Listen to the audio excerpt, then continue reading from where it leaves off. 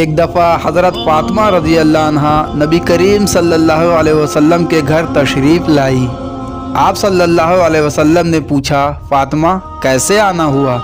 हज़रत फ़ातिमा रज़ी अल्लाह अन्हा ने अपना दुपट्टे का पल्लू खोला, उसमें से आधी रोटी निकाल कर नबी करीम सल्लल्लाहु अलैहि वसल्लम की खिदमत में पेश की।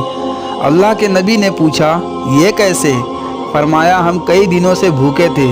हज़रत अली ने मजदूरी करके कुछ आटा ले आए, हमने उनकी रोटियां पकाई, एक हसन, एक हुसैन और एक अली ने खाई।